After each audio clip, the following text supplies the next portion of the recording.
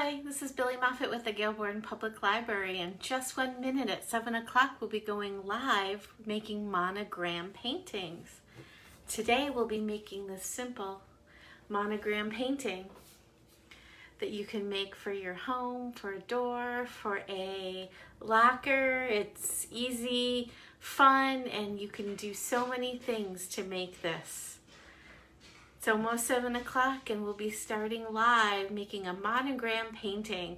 All you need is a canvas or a canvas board, paint, a paintbrush, a water bottle, and a letter. I printed mine out on paper.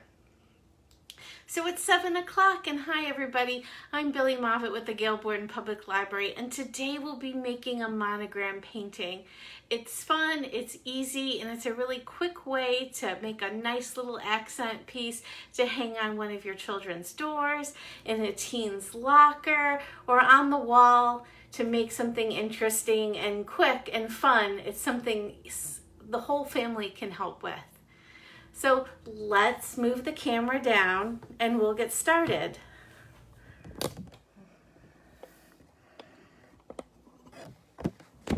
And as you can see, I have two here today.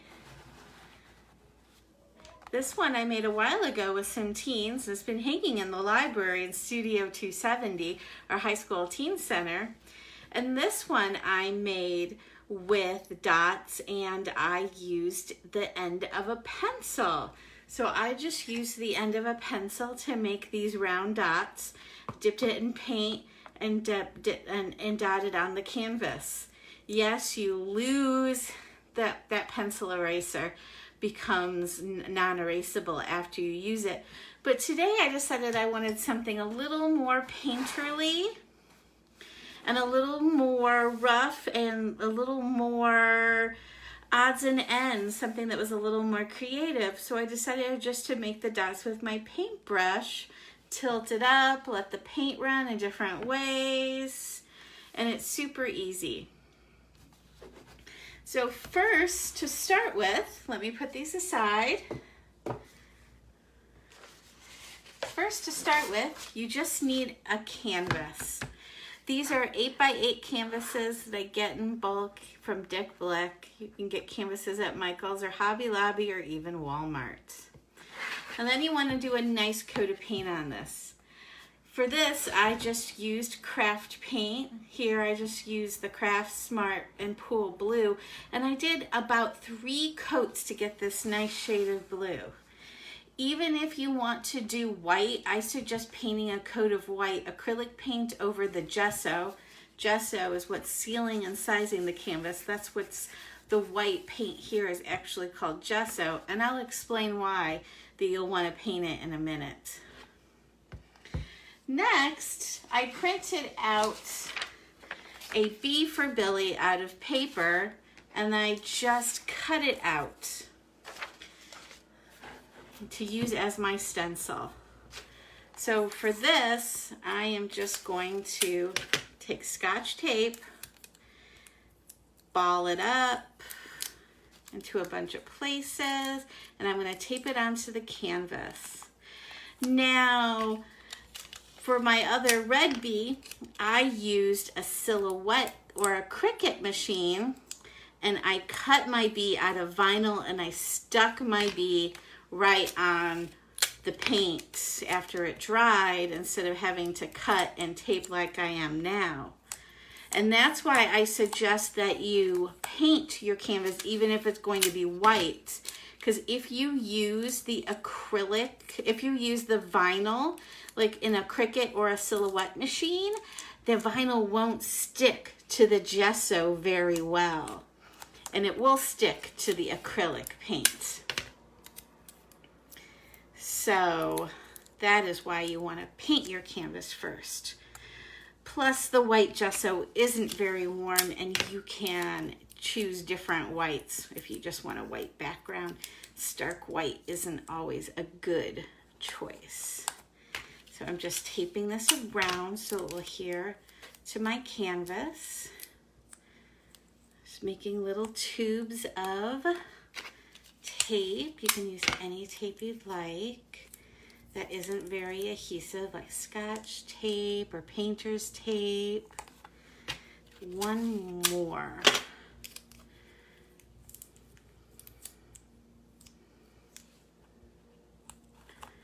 And here we go.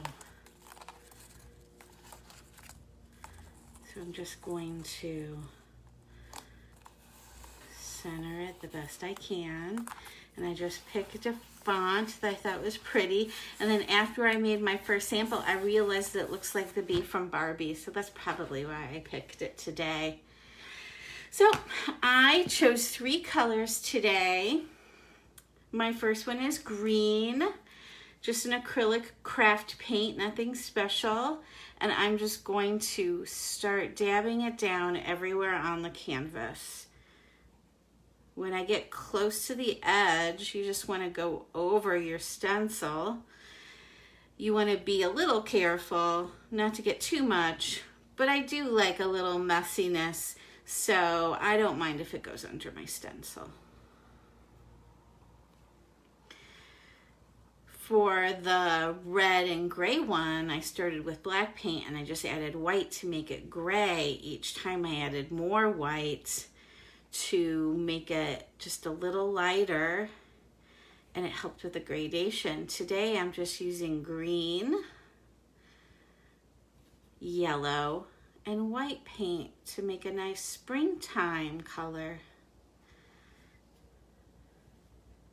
When I saw the bee was like a Barbie, I was like, I should have used pink, but I'm not quite a pink girl in my decor, so it would have just sat in a drawer for a while.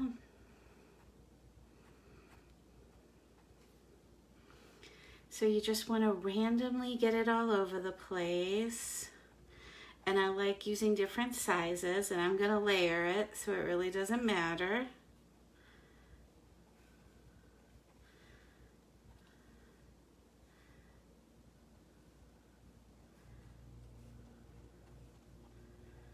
Here we go, almost done with the first layer of green.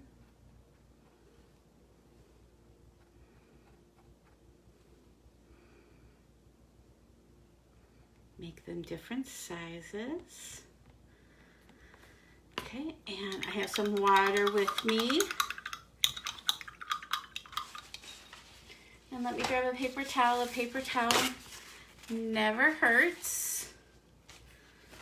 to have to wipe off the excess water. And now let's do some white.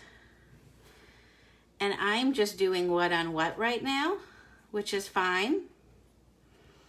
But if you're concerned about doing what on what and smearing or smudging, feel free to let it dry. If you're doing thick impasto paint like I am, just thick layers of paint, you'll want to wait a couple of hours in between each layer. So this could be a fun craft to do over a weekend, just popping in and doing a layer at a time. Or something to do over a whole day. And there we go.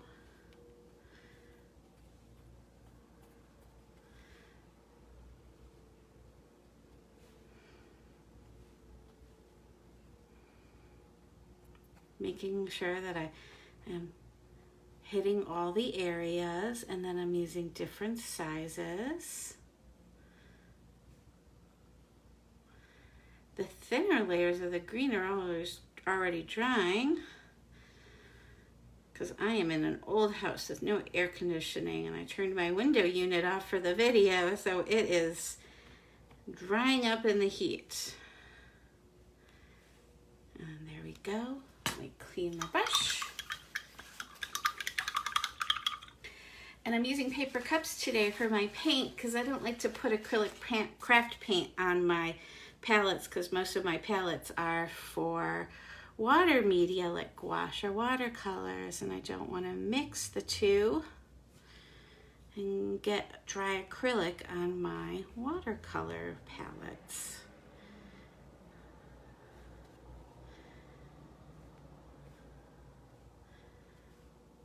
You can also do this with artist acrylics if you'd like a little more sheen or a little more color. I'm also making sure I'm getting all the edges here, because the most important thing if you're doing a monogram like this is to have clearly defined areas for your letter so it actually stands out, or it won't look like a letter and it'll just look like gaps in the paint.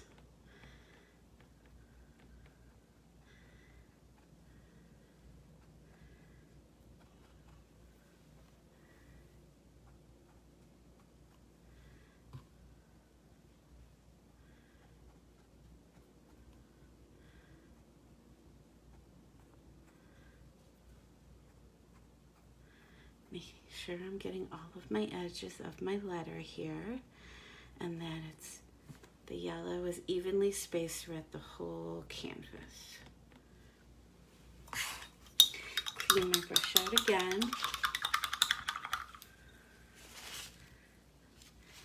And now I might do a couple more layers before I do this, but I'm going to do this now because we're coming to a close. I'm going to take off my stencil, making sure, I'm just putting it on my paper towel there.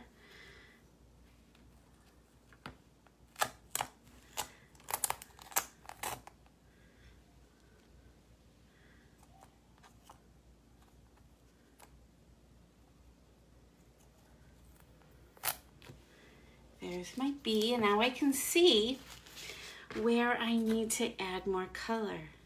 I can see the gaps in where I wasn't putting enough paint. I can get right up to the edge. I can go over a little and make it a little messy. You can do a bunch of different things with this. I could also, now you see how it's not really defined there, so I want to put some more paint so it doesn't look like that bee is trailing off.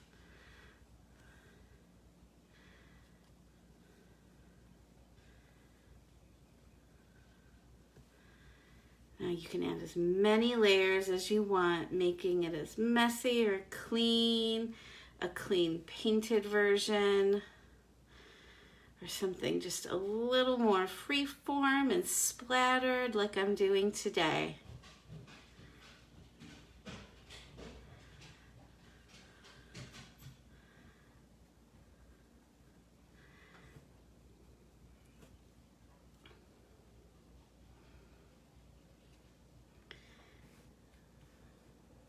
There we go. So I'm going to do a couple more layers before I finish with this completely, so I make it how I'd like it. But when it dries, it's going to dry just like my finished one. And you can make it however you like it. Fancy, neat, messy. It's going to look great. So thank you so much for joining me today, making this beautiful little monogram painting that you can use for decoration, put in a locker, put on your children's door. It's a nice way to make something special for somebody who you love. So remember that the library is always available. We're checking out books today through the drive-thru, and we'll be closed this weekend for 4th of July, but we'll be open back up on Monday. So make sure if you have any questions, please ask a librarian. We're here to help, answering questions by text and phone and email. So thank you so much. Have a great night, and remember to make something. Bye.